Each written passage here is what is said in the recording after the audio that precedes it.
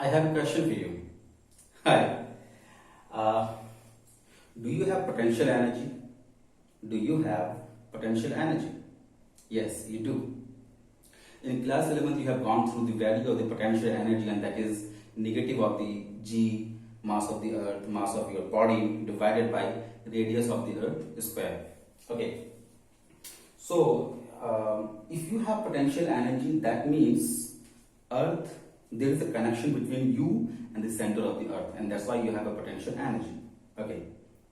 If you go to space, will you have potential energy? No, because they will be considered as a body only, not a system.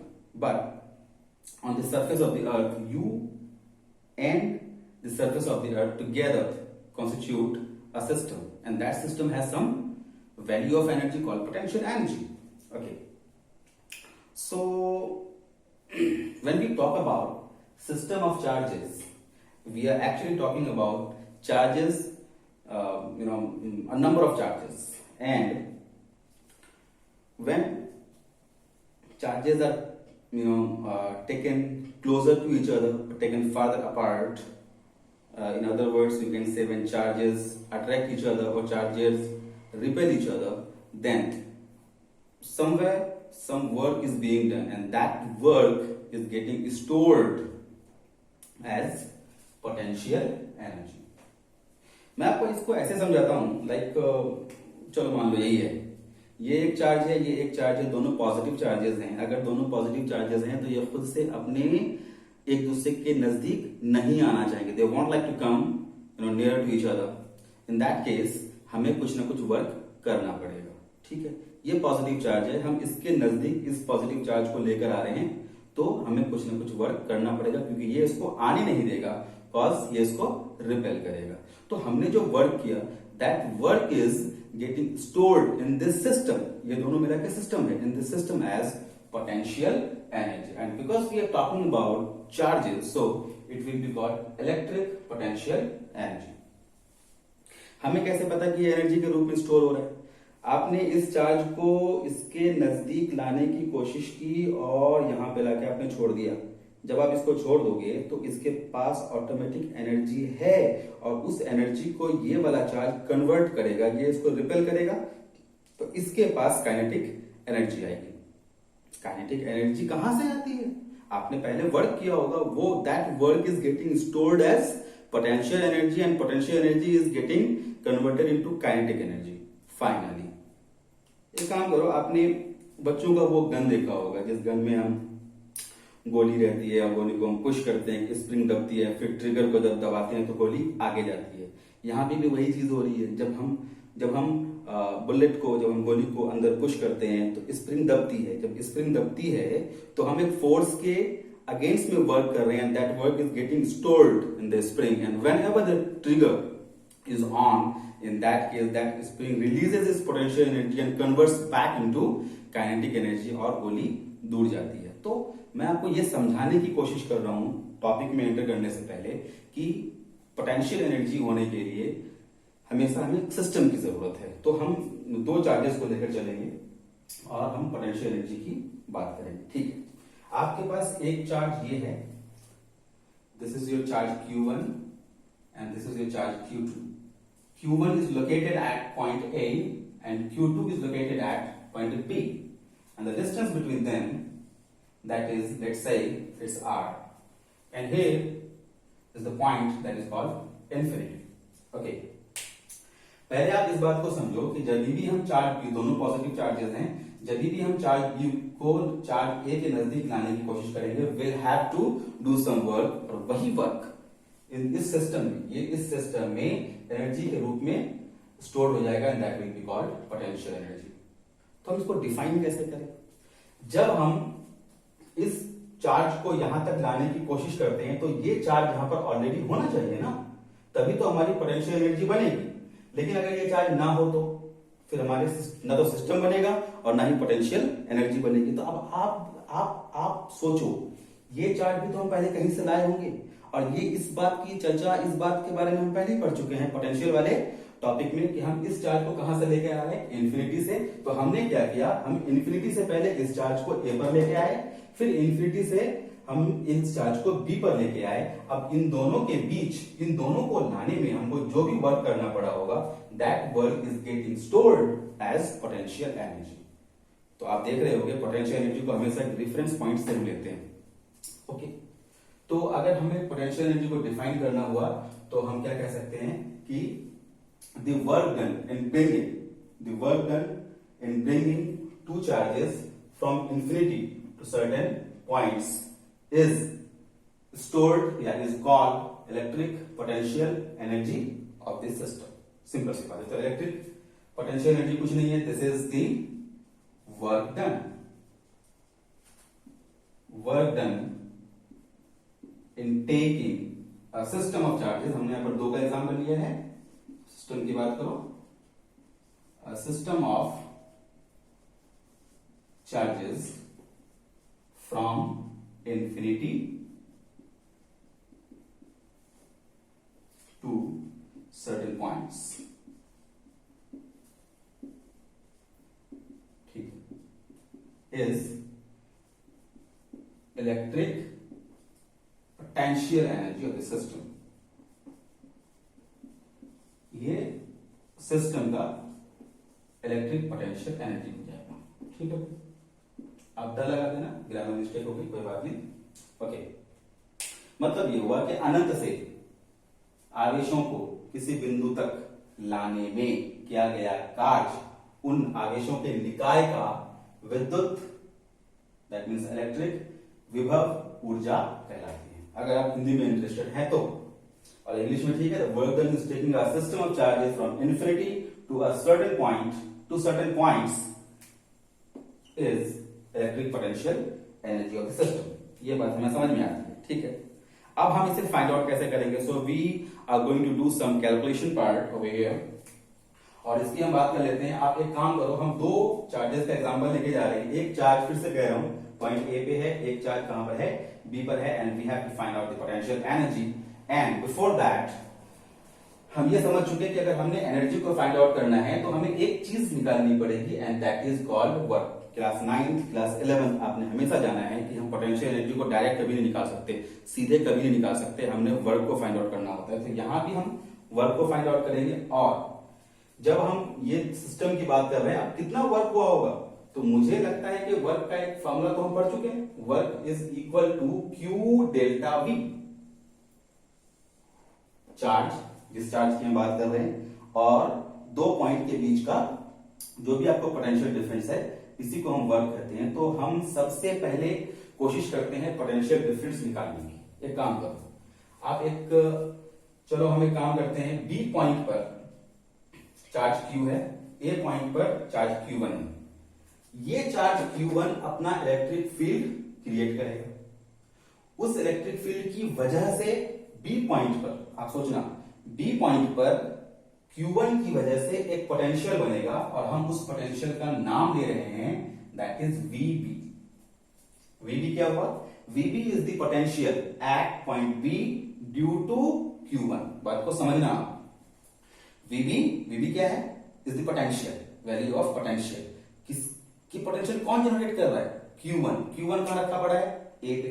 तो आप A पर रखे हुए charge Q1 की वजह से आप B पर निकाल रहे हो पोटेंशियल, दैट इज VB। और हम उस VB को हम तो आप पहले से जानते हैं, दैट VB इज कॉल्ड, जो भी पोटेंशियल का फॉर्मूला हमने लास्ट क्लासेस में पढ़ा है, 1/4πε0।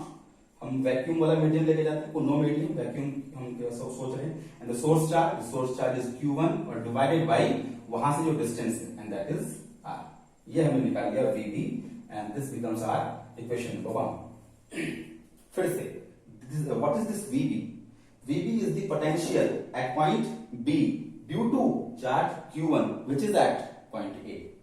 ठीक है, तो अगर इन्फिनिटी से इसको हम रिलेट करें तो हमारा जो भी पोटेंशियल डिफरेंस होगा, अगर हम जब ये हमारा चार्ज इन्फिनिटी पे था तो उस कंडीशन में जाहिर सी बात है उसकी पोटेंशियल कितनी हो गई होगी?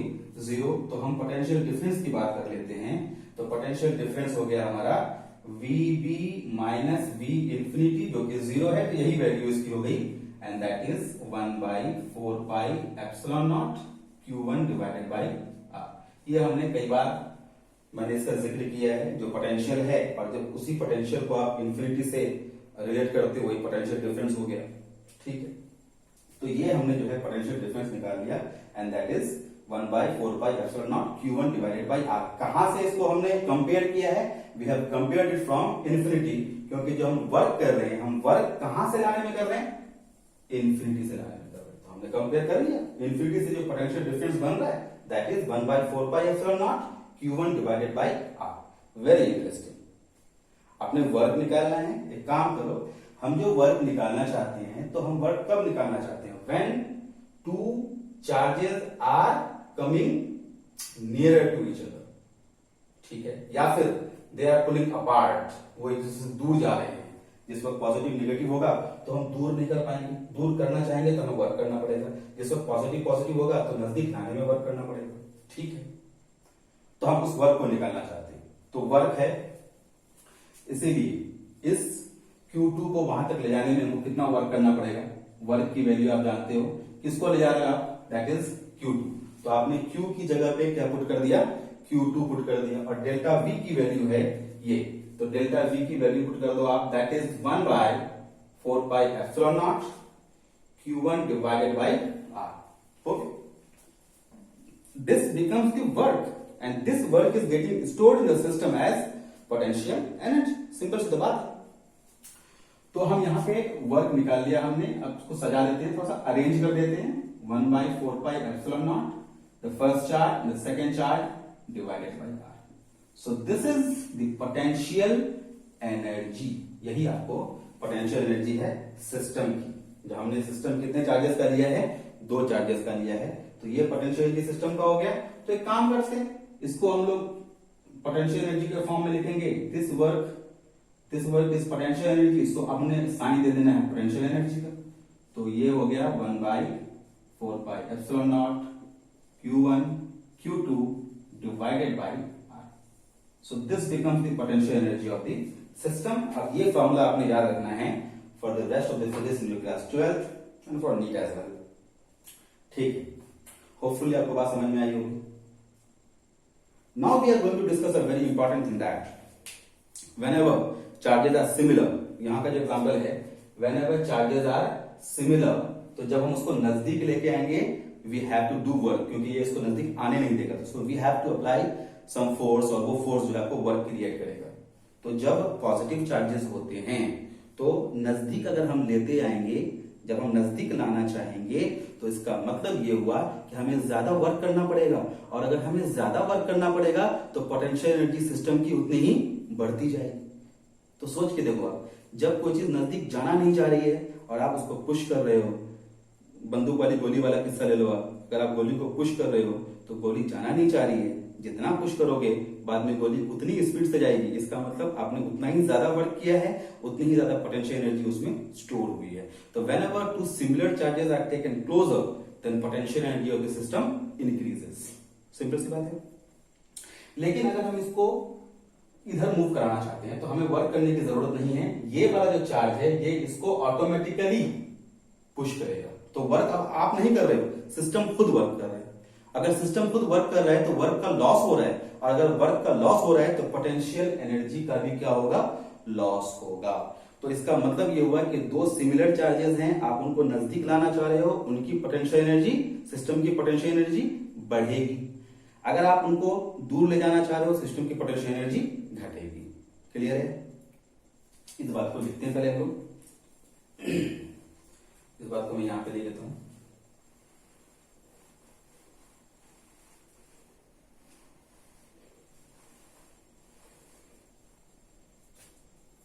तो when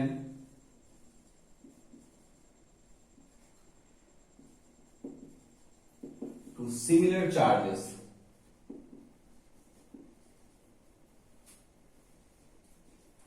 are taken closer to each other,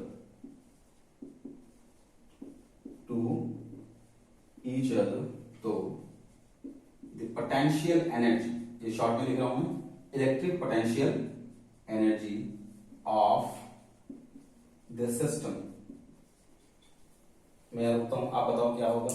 similar charge है वो नजदीक आना नहीं चाह रहे, नहीं आना चाह रहे, आपने वर्क करना पड़ेगा, आपने वर्क करना पड़ेगा, एनर्जी बढ़ेगी, तो सिस्टम इंक्रीजेस।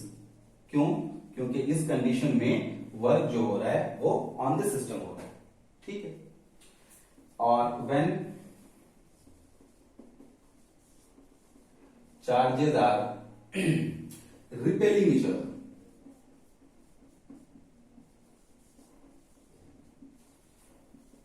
रिपेलिंग का मतलब यहां मेरे कहने का मतलब यह है कि जब वो एक दूसरे से दूर चले जाते हैं, आप ऐसा भी कह सकते हैं charges are getting apart from each other, ठीक है, वो आप देख लेना। तो when charges are repelling each other, तो इलेक्ट्रिक पोटेंशियल एनर्जी डिक्रीजेस। ये कौन सा केस है? ये केस वो है जिसमें चार्जेस क्या है? सिमिलर है। मैं आगे लिखे नहीं जा रहा, लेकिन आप समझ रहे हो। अगर हम लोग अब दो डिसिमिलर चार्जेस की बात करें, दो डिसिमिलर चार्जेस का केस ले लो, तो एक पॉजिटिव है और एक नेगेटिव है। अब ये दोनों तो अट्रैक्ट होना चाहेंगे। अगर ये अट्रैक्ट होना चाहेंगे तो जब ये नजदीक आएंगे आपको वर्क करने की जरूरत नहीं है, क्योंकि सिस्टम खुद वर्क कर रहा है, वो खुद अपने आप ही नजदीक आ रहा है। तो जब अपोजिट चार्जेस होंगे वो एक दूसरे के नजदीक आना चाहेंगे, तो सिस्टम की जो पोटेंशियल एनर्जी है वो घटेगी, क्योंकि आपने वर्क नहीं करना, सिस्टम खुद वर्क कर रहा है, उससे वर्क का लॉस हो रहा है, तो पोटेंशियल एनर्जी घटेगी। लेकिन अगर पॉजिटिव है, नेगेटिव है, ये नजदीक आना चाह रहे, आप इसको नजदीक नहीं आने देना चाह रहे, आप इसको दूर करना चाह रहे, दूर करना चाह रहे हैं, तो आपको वर्क करना पड़ेगा। और अगर आप वर्क करोगे तो जाहिर सी बात है कि सिस्टम की जो पोटेंशियल एनर्जी होगी वो बढ़ेगी, तो उसमें इसका उल्टा केस हो जाएगा। तो ये आपको याद रखना है कि सिमिलर चार्जेस होने पर कब एनर्जी बढ़ती है और डिसिमिलर चार्जेस होने पर कब एनर्जी घटती है। एक चीज और, अगर हमारा ये नेगेटिव चार्ज होता तो अट्रैक्शन होता, और अट्रैक्शन की वक्त Q2 के वैल्यू जब नेगेटिव पुट करेंगे तो जो भी हमारी एनर्जी आएगी वो नेगेटिव में आएगी। इसका मतलब ये हुआ कि when we are talking about a system that has two dissimilar charges, in that case the potential energy of the system is negative, and when we are talking about a system that has two similar charges, in that case potential energy of the system is positive. तो ये चीजें आपको याद रखनी है, कब positive होना है, कब नेगेटिव होना है, और किस वक्त नजदीक आने पर एनर्जी बढ़ेगी, दूर जाने पर एनर्जी घटेगी। मैं इसको थोड़ा सा समराइज कर देता हूँ पिक्चर के फॉर्म में। लाइक अगर पॉजिटिव है और नेगेटिव है, ये सिस्टम है, ये हमारा सिस्टम है, और आप दोनों चार्जेस को अपार्ट कर रहे हो, दूर ले जा रहे हो, तो इसमें पोटेंशियल एनर्जी बढ़ेगी, ठीक है। अगर आप इनको क्लोजर कर रहे हो तो इसमें पोटेंशियल एनर्जी घटेगी, सिंपल सी बात है। लेकिन अगर टू सिमिलर चार्जेस हैं तो सिमिलर चार्जेस के केस में अगर आप अपार्ट कर रहे हो, दोनों को दूर कर रहे हो एक दूसरे से, तो इस कंडीशन में पोटेंशियल एनर्जी घटेगी। लेकिन अगर आप दोनों को क्लोजर ला रहे हो तो इस कंडीशन में पोटेंशियल एनर्जी बढ़ेगी। ये आप देख लो, ये आपने याद रखना है, ठीक है। आज का जो हमारा सेशन है वो यही तक है, फिर हम अगले वीडियो में मिलेंगे आपसे। आप अपना ख्याल रखना, एंड बाय बाय।